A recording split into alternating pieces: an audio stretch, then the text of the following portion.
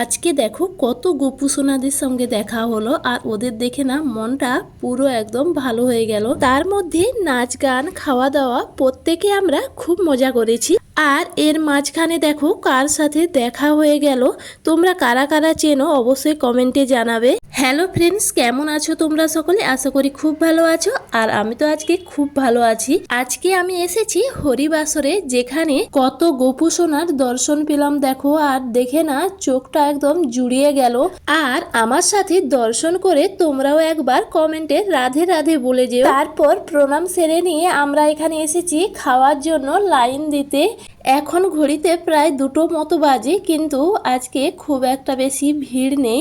আর এখানে কিন্তু এইভাবে লাইন দিয়ে খাবার নিতে হয়। তারপর খাবার নিয়ে টেবিলের উপর রেখে তোমরা খুব ভালোভাবে দাঁড়িয়ে দাঁড়িয়ে খেতে পারো। দেখো আমরাও এখানে খাবার পেয়ে গেছি। আর দেখো কত রকমের আইটেম হয়েছে। এরপর আমরা সবাই খুব আনন্দের সঙ্গে খাওয়া দাওয়া করে নিয়েছি। খাওয়া দাওয়া শেষ করে নিয়ে আমরা এখানে বসে পড়েছি একটু গানের আসরে, গান শুনবো তাই।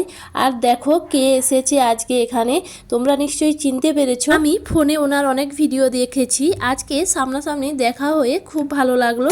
আর এখন কিন্তু গান একদম শেষের পথে। আর দেখো সবাই কত আনন্দ করছে।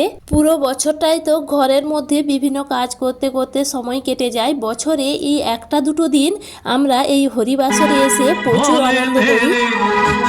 কোথায় বৃন্দাবন,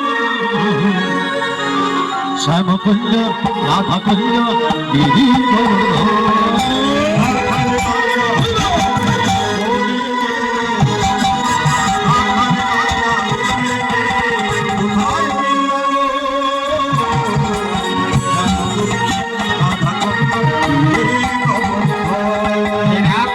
গান শেষ হয়ে যাওয়ার পর উনি কিন্তু প্রত্যেকের সাথেই না ফটো তুলেছিল।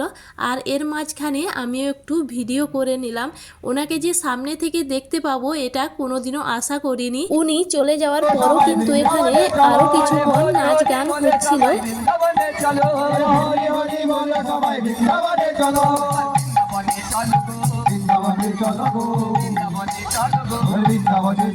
অনুষ্ঠান শেষ হয়ে গেছে, এখন বাড়ি যাওয়ার পালা। প্রায় সন্ধ্যা হয়ে গেছে। পুরোটা দিন যে কিভাবে কেটে গেল না এখানে এসে বুঝতেই পারলাম না। চলো আজকের মতো টাটা।